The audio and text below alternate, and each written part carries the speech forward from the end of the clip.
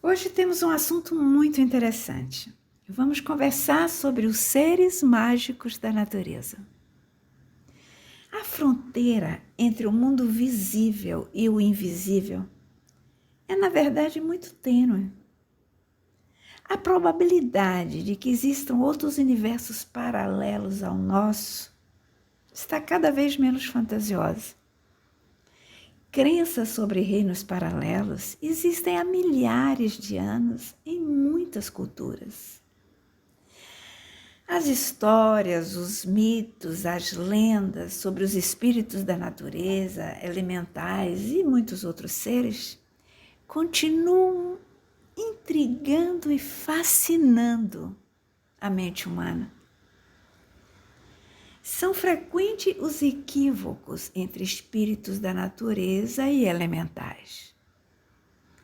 Muitas pessoas não sabem, e até mesmo alguns escritores, para facilitar o entendimento, os rotulam sem distinção, como se fossem a mesma coisa, mas existem diferenças.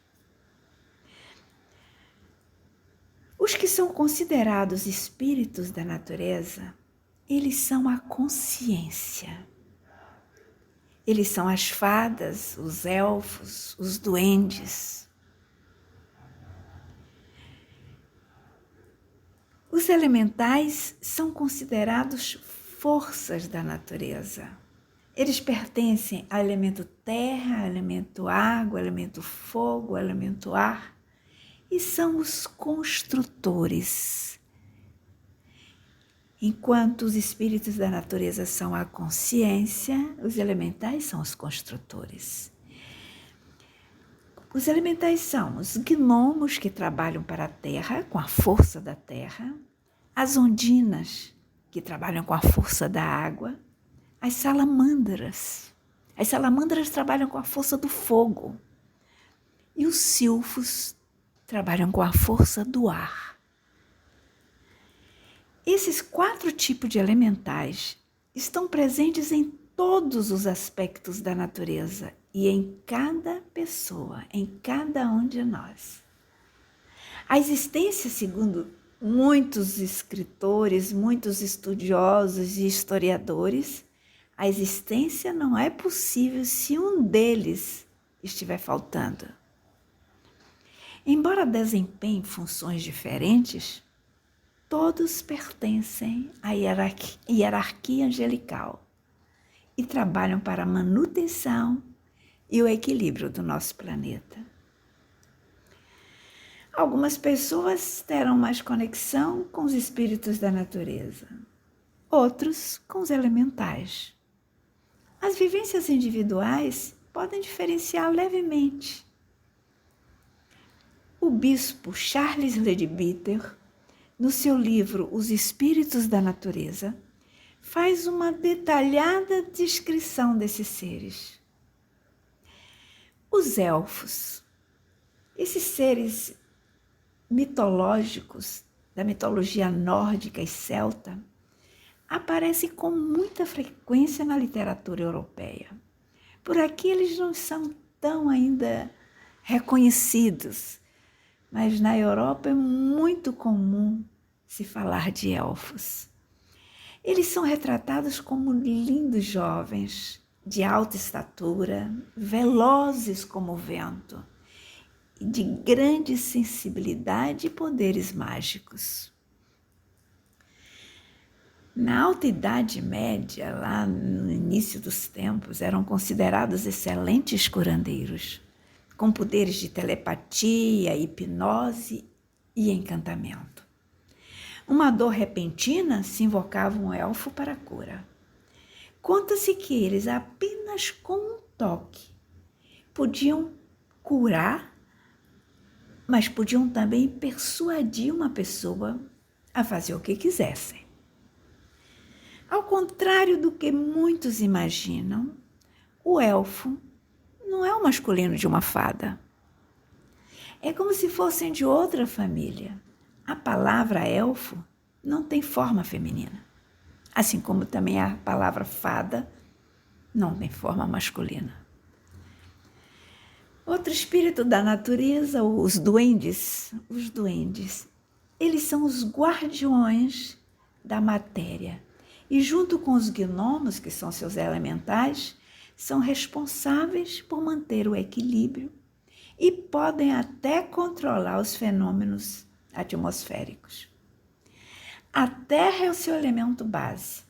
São eles que cuidam da preservação para que ela possa suster o crescimento e a evolução de todas as formas de vida. Muitos deles trabalham com alguns tipos de fadas e cuidam especialmente dos campos, das flores, a fada das flores e os duendes do campo. Eles fazem um trabalho lindo com a natureza. Eles são muito importantes. Os duendes também são hábeis artesãos. Adoram metais, o ouro, outros metais, cristais, pedras bonitas. Segundo alguns escritores, eles fazem parte de uma antiga raça de anões. Uma lição importantíssima que eles nos transmitem é que a matéria não se encontra morta, não é uma coisa morta, como muitas vezes acha que a matéria acabou ali. Eles vão nos instruindo a fazer as coisas crescerem adequadamente e em equilíbrio. Incontáveis benefícios advêm da harmonização das fadas com os elementais, com todos os tipos de elementais. As fadas. A origem da crença em fadas surgiu com os celtas, povo que migrou para a Europa há 2000 anos antes de Cristo. Elas eram conhecidas como seres de grande beleza, que se apresentavam sob forma feminina, dotada de poderes sobrenaturais e que auxiliavam os humanos em inúmeras situações, até as situações mais difíceis e improváveis. Um famoso médico conhecido como Paracelso, em torno do ano de 1500, já falava de fadas e demais espíritos da natureza. Vê como eles são do início dos tempos, né? Segundo a tradição bretã, as fadas, na realidade, descendem dos anjos. E muitos estudiosos consideram que elas pertencem realmente à categoria angelical. Aí eu sempre digo que se você acredita em anjos, você pode acreditar em fadas. As fadas são seres de luz, muito sensíveis, de corpos diáfanos, translúcidos, preocupadas com o bem-estar dos animais, das plantas e de seres humanos. Elas agem como uma ponte de luz entre a natureza e os seres do planeta. Uma de suas missões é trazer a união entre a natureza e a humanidade. Geralmente são imperceptíveis aos olhos do corpo físico, com exceção de videntes e crianças, que têm uma conexão especial com o universo, né? As fadas são psiquicamente poderosas e têm a habilidade de atuar em nossas frequências vibracionais. Olha quantas coisas elas podem beneficiar e fazer de lindo por nós.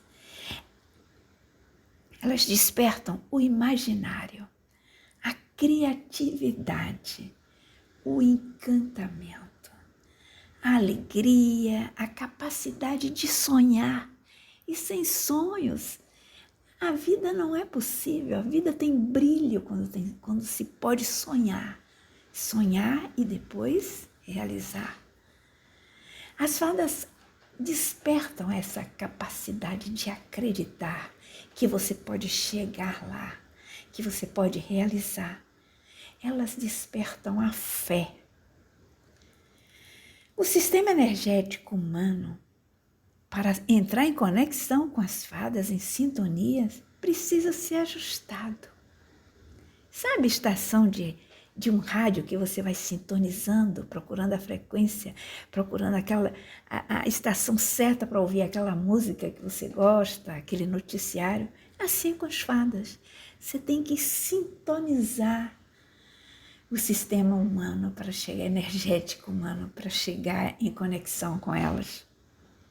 Aqueles que desejam entrar em contato com o reino das fadas vão precisar aprimorar, além desse sistema energético, essa sintonia, vão precisar aprimorar a percepção e o conhecimento sobre esses seres. O reino das fadas situa-se em relação a nós à distância exata que nós os colocamos. Se você não se interessa pelas fadas, elas também não se interessam por você. E como elas não têm corpo, quando vocês se interessam, elas vão tomar a forma, a aparência que a sua mente criar. Elas tomam a forma da imaginação. Embora muitos seres da natureza evitem contato com o homem, com paciência e dedicação é possível fazer essa conexão. Vários dos amigos imaginários das crianças pertencem a esses reinos. Vocês já tiveram algum irmão, primo, neto, algum parente, algum garoto que brincava com um amigo imaginário? Eu tive um irmão que tinha um amigo imaginário, só que na época eu também não sabia que aquilo poderia ser um ser da natureza, um ser mágico da natureza. Bem, por meio dos nossos sentidos, nós podemos perceber essas presenças. Um aroma repentino, uma luminosidade, um aroma. Vocês às vezes dizem assim, que perfume é esse? De onde está vindo esse perfume? Uma luzinha que você percebe quando você vira, não viu mais. É um tilitar, um sonzinho de sino. Uma luminosidade no canto do olho. Isso são sinais. São sinais da presença desses seres. E quanto mais atenção nós prestarmos a esses indícios, a esses sinais, por mais imaginário que pareça, mais consciente das presenças deles iremos nos tornando. Através da sintonização, da meditação e da imaginação criativa, é possível estabelecer contato com esses seres.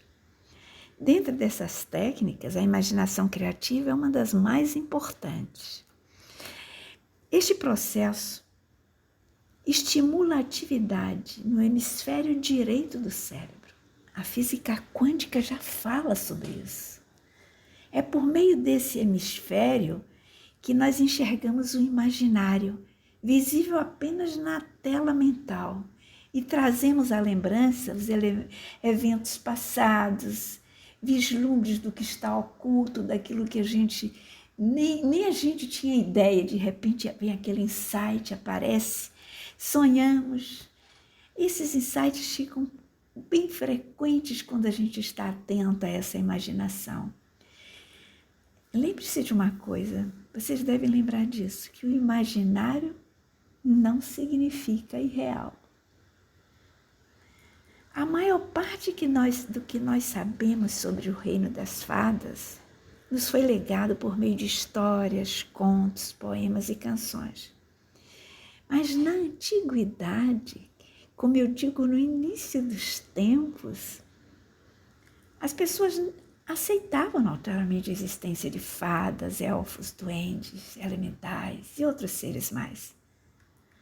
O ser humano estava vinculado à natureza. E nós somos parte da natureza. Então havia uma conexão já dentro da nossa natureza com a natureza desses seres mágicos. Então, fadas, elfos, duendes e muitos outros se comunicavam perfeitamente com os humanos. O ser humano podia entender perfeitamente as mensagens do vento, das árvores, dos animais, da chuva. Com a modernidade, com o passar de milhares de anos, esse colorido foi se afastando. Com o desenvolvimento tecnológico, o homem foi se afastando cada vez mais, foi cortando esse elo, o elo que ligava o homem a esses mundos paralelos. Mas os mundos paralelos não se extinguiram. Esses fantásticos universos continuam a existir. Só que o acesso a eles foi se tornando cada vez mais difícil. Hoje em dia, o País das Fadas não está mais tão acessível como era no antigamente. Para entrar em contato agora, é preciso ter essa conexão, é preciso ter essa percepção e encontrar os portais de passagem. Podemos encontrar espíritos da natureza elementais nos bosques, nos campos. E esses portais podem estar em cavidades de troncos das árvores, em um braço de mar, uma fenda na terra, nas cavernas, ao redor de lagos. Todos esses locais são possíveis de indicar portais. Em vários países da Europa, as comunidades rurais ainda possuem e conservam ricas tradições sobre esses seres. Eu, pessoalmente, pude comprovar isso quando eu estive há alguns anos na Irlanda, alguns anos atrás. Nessas comunidades rurais, ao lado da casa principal, eles constroem casinhas para esses seres da natureza. E não fazem isso exclusivamente pelo turismo, porque existe um turismo muito grande lá, mas também pela tradição, que é maior ainda. E eles conservam essa tradição. Fadas e outros seres podem ser encontrados em qualquer país do mundo. Podem estar em qualquer lugar onde haja natureza. Nós não temos aqui no Brasil, do lado de cá, na América do Sul, nós não temos essa tradição. Mas a Europa conserva isso. Várias, principalmente nas regiões rurais. A internet está colaborando para manter esse encantamento aqui. Porque está repleta de filmes e de contos sobre esses seres, né? Todos esses seres trabalham, como eu disse, para a manutenção e preservação do planeta Terra. No interior de cada cristal opera um espírito da natureza. E às vezes a gente tem os cristais em casa e nem imagina que ali dentro tem um trabalho, está trabalhando o espírito da natureza. Os horários para encontrar com esses seres, qual o melhor horário? São os horários de transição para haver uma aproximação com as fadas. Horários como alvorecer, crepúsculo, meio-dia, meia-noite, são horários que permitem essa conexão. Entre os poderes das fadas, tem um que eu destaco especialmente. É o glamour das fadas, um encantamento especial que elas conseguem encantar não só uma pessoa, toda uma plateia, para que elas possam transmitir as mensagens de alegria, de despertar sonhos, de despertar sua criança interior. Elas possuem esse glamour, inclusive de fazer com que ser humano nenhum perceba este encantamento. Eu encontrei no mundo das fadas a minha missão: levar a arte através do imaginário, despertando sonhos, alegria, através da dança, da música e da poesia. Eu danço representando uma fada. Há 7 anos que eu trabalho essa conexão. Eu considero essa a minha missão. Mas missão requer muito mais do que só você achar que é a sua missão. Missão requer compromisso, dedicação, amor e fé. Uma fé que nasce do coração, inexplicável, que não precisa que nenhuma ciência comprove. Nasce espontaneamente. É uma fé que precisa ser exercida todos os dias. Pode não haver prova tangível, pode não haver aparentemente prova nenhuma. Tudo que é necessário é a crença progressiva da alma. A dançarina Gabriela Rotz considera cada um de nós como um centro em movimento, como um espaço para o mistério divino nesse centro, um espaço para o mistério divino. Ela considera a dança como uma oração corporal. E eu lhes digo, a dança é a minha oração corporal. E oração, amigos, oração é luz. Em estado de iluminação, eu percebo que não há início ou fim do meu verdadeiro eu. Então a dança me envolve e eu me entrego. Eu sou dançada pela dança. Embora tudo o que eu falei não possa ser cientificamente comprovado, eu garanto que é possível ser vivenciado.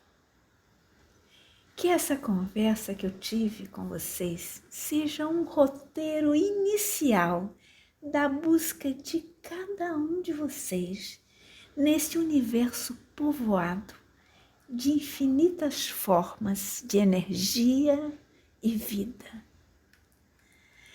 O reino das fadas é um constante lembrete para que conservemos viva a nossa alegria, criatividade e fé. Eu espero ter despertado em vocês um toque para que vocês percebam o encanto dos seres da natureza. Que seus olhos se abram e seus corações transbordem. O que encanta também protege. Jamais devem esquecer. Namastê.